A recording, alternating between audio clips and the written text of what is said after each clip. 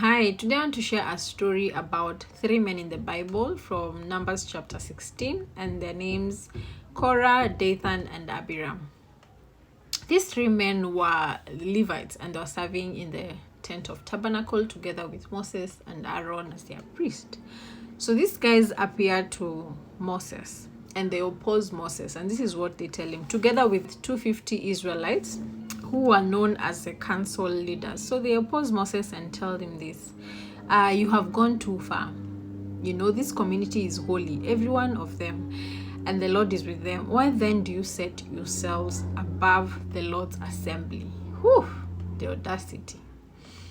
So Moses gets so mad and he even questions them and tells them, look here, as in God has separated you from the Israelites. God has separated you from working in the fields, from going to war, and he has set you apart to serve and minister to the community. Other than that, you still go ahead and demand priesthood. Like, seriously? Okay. So what Moses says, he says, okay, what you're going to do is you're going to present your censers, put fire and put incense in it and present it to God. Then let God choose who is holy, and the one who is holy will come near God. And he talks to Korah about this, and he even tries to summon Dathan and Abiram, and they're like, we're not coming. I mean, you brought us from Egypt, where though we were suffering, we had everything we wanted. You brought us to the desert. You've not given us our vineyards, and then now you want to take this away from us. We are not coming. And so Moses was so mad and tells God, don't even accept their offering.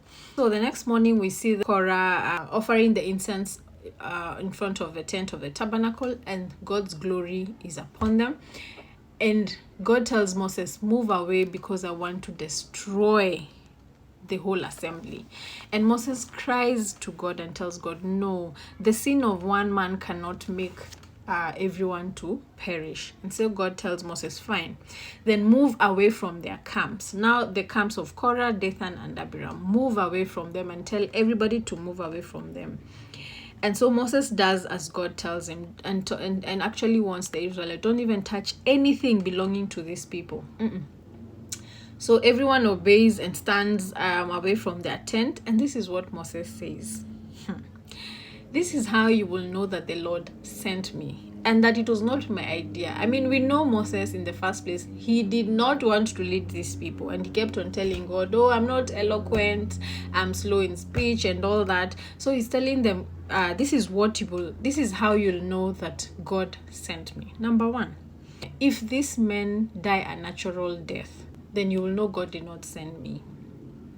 But if God sends totally something new and the earth opens its mouth and swallow these people, then you will know that God sent me, and that you will know these men treated God with contempt. And the Bible records, as soon as Moses finished saying this, the earth opened its mouth and swallowed Korah and swallowed Dathan and swallowed Abiram and their households and their wives and their children, even their tent. In other words, everything, their lineage was swallowed alive. Man, that was so tough. And I could just feel the wrath of God. And bringing it into our context now, when you say you have treated the court with contempt, there are consequences to that. Number one, you can either be imprisoned, you can be sanctioned, you can be fined, you can have reputational damage, and even loss of legal rights. So you can imagine disobeying God and having contempt towards God. My question today is, are there things that we are pursuing for the wrong reasons? Are there things that we are pursuing out of selfish ambition and recognition? And that is what these three Levites were doing. It was out of personal gain. They did not work as a team. There was no unity among them. And definitely we see the consequences. The Bible says in Philippians 2:3, do nothing out of selfish ambition. Rather, in humility, value others above yourselves. So, you see, leadership those people that have been placed above us to lead us, they will not always hold those positions forever. I mean, Moses died, Joshua took his place. We see Aaron dying, and we see his son Eleazar taking his position.